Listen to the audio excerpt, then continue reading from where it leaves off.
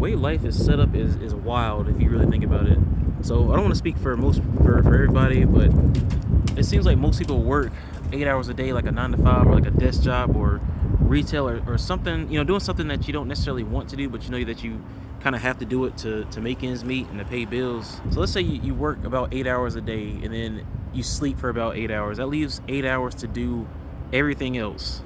And that everything could include trying to start a business, trying to spend time with your family, spend time with your kids, spend time with your spouse, you time if you want to watch a show or go to the gym.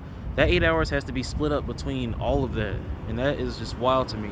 And a lot of times, like if you're like me, you kind of sacrifice sleep in order to make other things happen. Like I have another YouTube channel that I'm trying to really make pop off, Course 7 Fitness. I'll link it down below in the description. But yeah, I'm trying to make that channel pop off, and I'll sacrifice my sleep in order to actually do that. The crazy thing is it's a fitness channel, so typically, you want to get your sleep in order to recover and rest and allow your body to rebuild the muscle that you tore down. But the thing is, I'm basically the editor. Well, not even basically, I am the editor, the researcher, the person in the video. I'm doing everything for that channel, and it takes a lot of time. It's a lot of time. And I always be thinking to myself, if I had like maybe 2 to 3 more hours, just give me 2 to 3 more hours in every single day, and I could probably make it happen. On top of like having time for just me time, and then also, I prioritize spending time with my wife and spending time with my family, so that's like a given. But if I had like another 2 to 3 hours or so just to dedicate to the business or dedicate to just mental space, shoot. But the fact that you're supposed to, of course, dedicate 8 hours to your job, your 9 to 5, whatever you do, and then you're supposed to dedicate 8 hours or so to sleeping, and then the last 8 hours has to be split up between whatever else is not sleeping and working. It's crazy. Just really take some time to really think about that. 8 hours to do everything else that you need to do that's not working or sleeping. And let's not even talk about cleaning and chores, like stuff that you gotta do that you don't necessarily want to. I mean, nobody wants to be cleaning all the time or doing yard work or whatever you do. Let's not even talk about that. That has to be factored into that as well. And then you got 2 days off on the weekends. 2 days.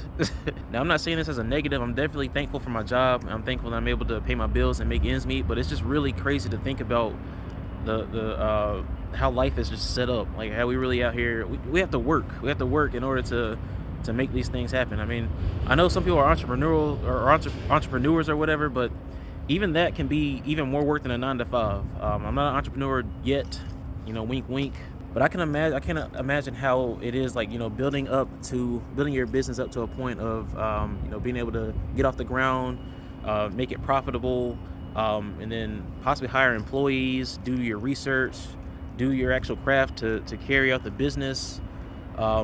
Financial stuff, everything. I can't imagine, being like a one-man show for all that. So it's like you're kind of forced to either outsource or reach out to other people to assist with your job, and then you have to manage those people. It seems like it's a lot more work being an entrepreneur. It seems like it's worth it for sure. You're doing something you love.